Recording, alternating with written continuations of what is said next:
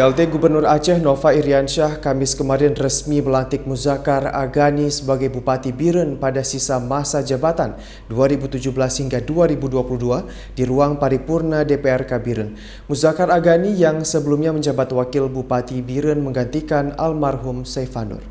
Sampaikan salam hormat kepada Prosesi pelantikan dan pengambilan sumpah Bupati Kabupaten Biren Muzakar Agani dilaksanakan pada sidang paripurna istimewa DPRK Biren. Sebelumnya Muzakar Agani menjabat sebagai Wakil Bupati mendampingi Bupati Biren sebelumnya almarhum Haji Saifanur yang meninggal dunia awal Januari 2020 lalu.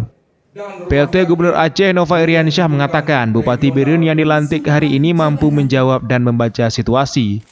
Perkembangan dinamika masyarakat saat ini memiliki netralitas dalam menyikapi persoalan daerah. Yang utama hindari praktik-praktik KKN di segala lini kehidupan masyarakat dan pemerintah. Seluruh jajaran Forkopimda, tokoh-tokoh, serta semua elemen masyarakat Kabupaten Biren agar ikut mendukung kepemimpinan Bupati Biren yang baru ini.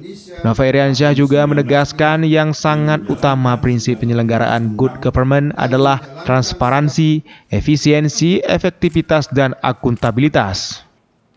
Kita tetap mengenal almarhum sebagai orang yang sudah meletakkan dasar pembangunan Biren 2012-2017. Nah, saya harapkan Pak Bupati, Pak Muzakar meneruskan cita-cita almarhum, karena saya tahu persis almarhum ini kan pengusaha, entrepreneur. Jadi beliau memang ingin membangun Biren dengan jiwa entrepreneur, dengan investasi, tentu yang muaranya untuk kesejahteraan masyarakat.